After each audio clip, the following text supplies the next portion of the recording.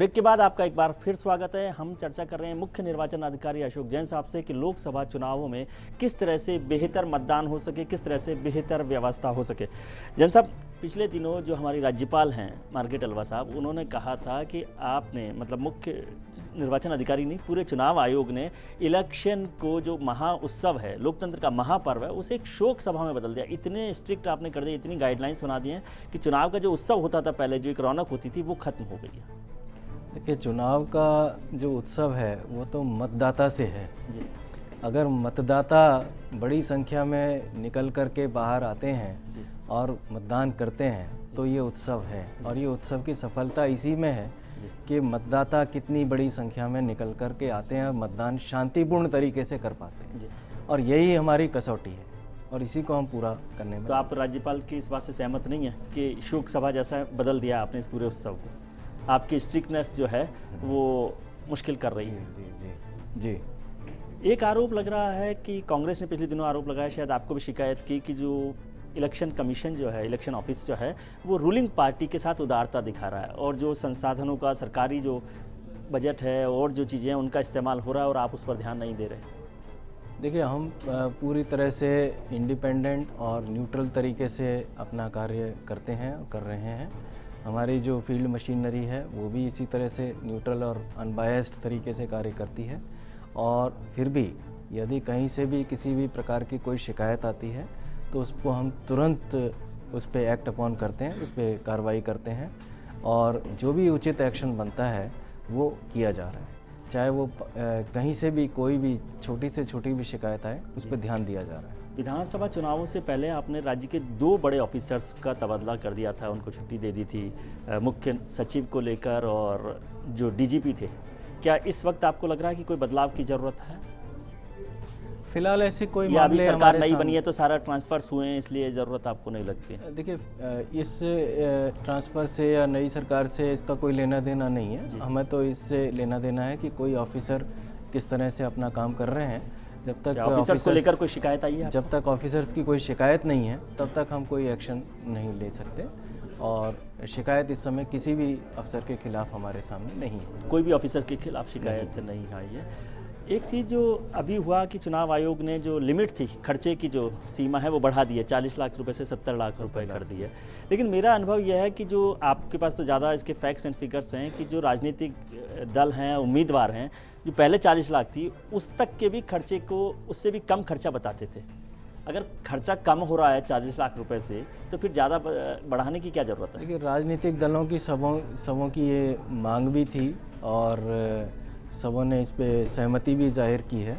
तो उसको देख करके कमीशन ने ये निर्णय राष्ट्रीय स्तर पर लिया गया। क्या आपके पास 40 लाख रुपए या जितना भी विधानसभा में भी 16 लाख की जो लिमिट थी उतना खर्चा बता रहे हैं उम्मीदवार? नहीं, उतना खर्चा नहीं आ पाता है, बताते तो नहीं है जी।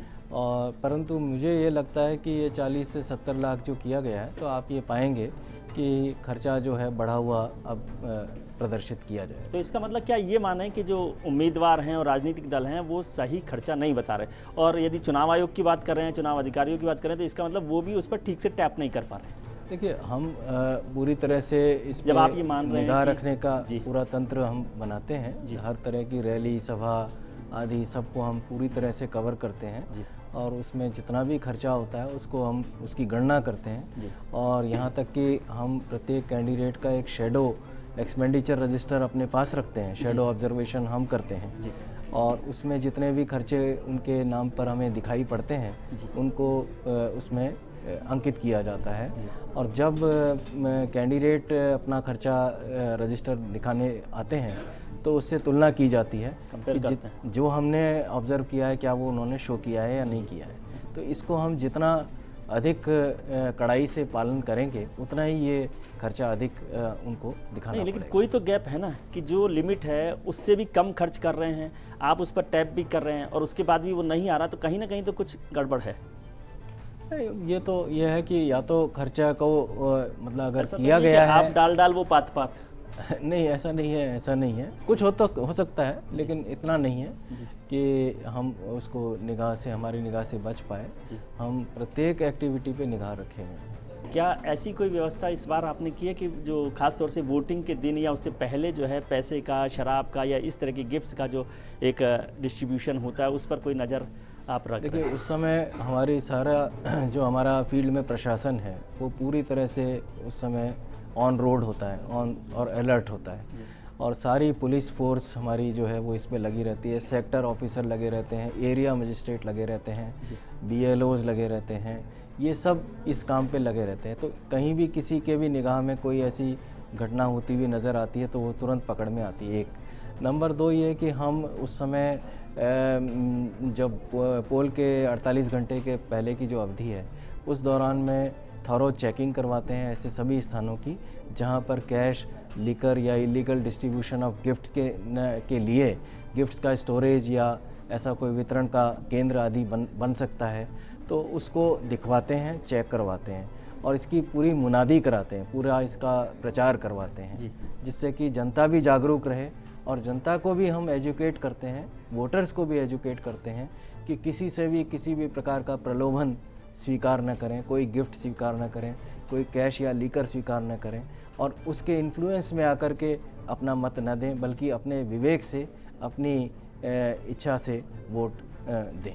सर, कई बार ऐसा लगता है कि आप प्रवचन देने का काम ज़्यादा करते हैं और एक टूथलेस डिपार्टमेंट की तरह, क्योंकि मुझे ध्यान है विधानसभा चुनावों में आपसे भी जिक्र हुआ था कि कुछ उस समय के मंत्रियों पर, कुछ कैंडिडेट्स पर पैसे बांटने की फ़ोटो छपी थी, पैसा बांट रहे थे, कुछ और काम कर रहे थे, लेकिन मुझे तो याद नहीं आ रहा कि कोई एक्शन लिया गया है। उसकी जांच करा ली गई थी जी, और उसमें तो क्या पाया आपने कि उसमें सत्यता नहीं पाई गई थी जितनी, इसलिए जो है उस पर कोई एक्शन नहीं हुआ। अक्सर ऐसा होता है कि आप जब काम कर रहे हैं, ये अभी बहुत अच्छा काम आप कर रहे हैं, लेकिन कैंडिडेट तो इलेक्शन लड़ ही लेगा, आप उसको इलेक्शन लड़ने से नहीं रोक सकते। फिर वो जब कार्रवाई हो गई, मान लो वो MP भी बन गया, तो क्या करेंगे हम इस शिकायत का, आचार संहिता के उल्लंघन का, या जो भी आपके रूल्स रेगुलेशंस हैं उसको फॉलो नहीं किया, उसका नतीजा क्या है? मुझे आप किसी को कैंडिडेट्स को MP बनने से, MLA बनने से तो रोक नहीं सकते। नहीं, तो फिर मैं ज़्यादा पैसा खर्च करके, ज़्यादा शराब बांट के, ज़्यादा पैसा बांट के MP बन जाऊंगा, फिर आप शिकायत करते रहिए या जो भी करेंगे। नहीं, अगर वो इस तरह से करके मान लीजिए चुनाव लड़ लेते हैं, कोई ऐसी घटना घटित करते हैं, जैसे मान लीजिए आपने कहा कि मैं उन्होंने शराब बांट कुछ भी करके, मतलब जितने भी बांट ली या कैश बांट लिया, तो वो अगर हमारे डिटेक्ट हो जाता है तो उसके ऊपर FIR हम तुरंत दर्ज करा सकते हैं, उनको सजा दिला सकते हैं। ये काम तो हम कर ही सकते हैं।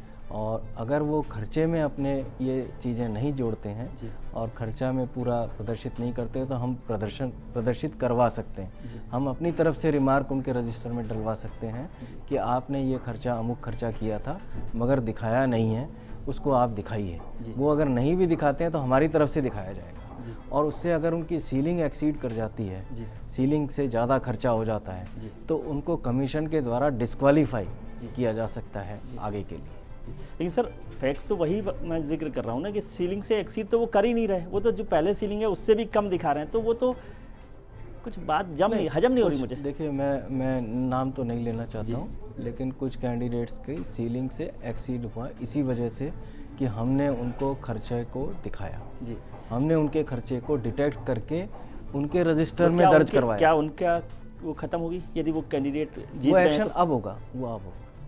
तो मतलब उसका फ़ायदा कुछ समझ में आता है? जैसे मेरे को एक एक्सपीरियंस है कि आप, ये तो खैर छोटी चीज़ है, इलेक्शन नोटिस जो वो होती है, रिट पिटीशंस, उस पर भी आप 5 साल में फैसला करते हैं। पिछली विधानसभा में जो रिट पिटीशंस हुई थी वो इस विधानसभा के ख़त्म होने तक उसका वो हुआ निपटारा, तो फिर मेरे को पिटीशन करने का भी क्या फ़ायदा हुआ? मैं तो बन ही गया MLA। पिटीशन एक अलग इशू है, इलेक्शन पिटीशन एक अलग, मतलब जितने भी अलग एक्टिविटी है। वो उसमें हम नहीं आते हैं पिक्चर में। आप अपने आप को ताकतवर मानते हैं कि यदि कोई गलत काम कर रहा है, मिसयूज कर रहा है, तो उससे मैं ये चाहता हूं कि मेरा MP ईमानदार हो, ठीक से जीतने वाला हो, ठीक से काम करके रास्ता जो है भगवत गीता की तरह से कि जीत के लिए रास्ता भी ठीक हो।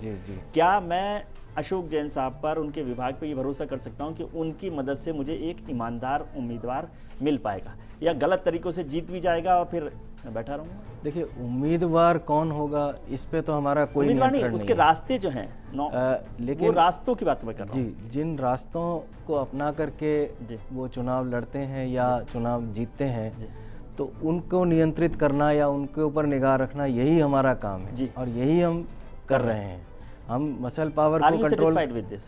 देखिए, एफर्ट्स हैं, एफर्ट्स हमेशा पूरे 100% सक्सीड नहीं हो पाते हैं, कुछ जगह पे कमी भी रह जाती है, लेकिन हमारे प्रयास ये हैं कि हम देखिए अब जैसे मसल पावर को आप लीजिए जी प्राय कंट्रोल में आ चुकी है जी मनी पावर को हमने कंट्रोल करना शुरू किया है। पिछले आप देख रहे होंगे कि पिछले करीब 5-6 सालों से जो भी स्टेट इलेक्शंस हुए हैं उन सब में मनी पावर को कंट्रोल करने के लिए शनय शनय और ज़्यादा टाइट मैकेनिज़्म बनता जा रहा है।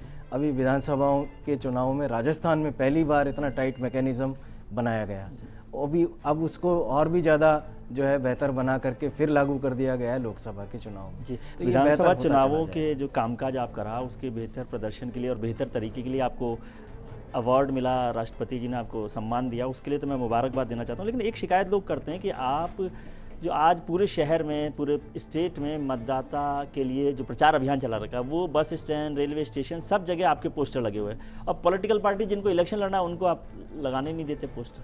तो ये सुपर कॉप जो है नहीं, उनको लगाने की पूरी इजाज़त है, लेकिन जहाँ लगा सकते हैं वहीं लगा सकते हैं, नंबर 1। नंबर 2, उसके खर्चे को गिनाना पड़ेगा जी।